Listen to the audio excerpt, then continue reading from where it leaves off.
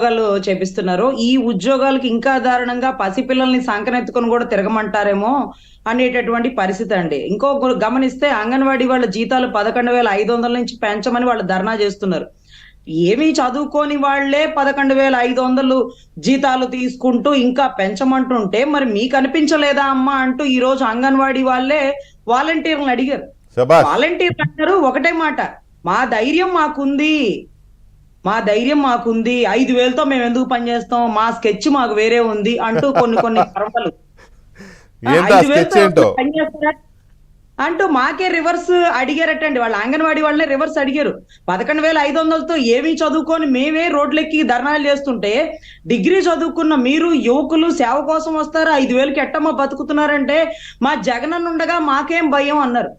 అంటే జగనన్న మా గవర్నమెంట్ ఖాతాలోంచి 5,000 కార్యకర్తల ఖాతాలోంచి, లేకపోతే ఈ రోజు ఏదైతే తప్పుడు పనులు చేపిస్తూ అంటే ఒక మనిషి ముగ్గురికి సహాయం చేయి, ఆ ముగ్గురు ఇంకొక ముగ్గురికి సహాయం చేయి అంటూ చిరంజీవి గారి స్లోగన్ లాగా నువ్వు 5 ఓటు కార్డులు తీసేయి, ఆ ఎవరైతే నీకు ఉంటారో ఇంకొక వాళ్ళతో 5 ఓటు కార్డులు తీపిచ్చేసాయి. ఎప్పుడైతే నువ్వు 5 ఓటు కార్డులు తీసేస్తావో, ఒక 10 ఓటు కార్డులు తీసేస్తావు, ఓటు కార్డు తీసిన దానికి ఇంత లెక్క నీకు కట్ కమిషన్. ఈ కమిషనేనండి. ఎలక్షన్ కి ముందు డబ్బులు పంచడానికే పెద్ద రిస్క్ అయిపోతుందండి. ఓటుకి 2,000, 3,000, 5,000 ఎవరితో ఇవ్వాలి, పోలీసులు పట్టుకుంటారని అప్పుడు ఈ దిగులు లేదండి.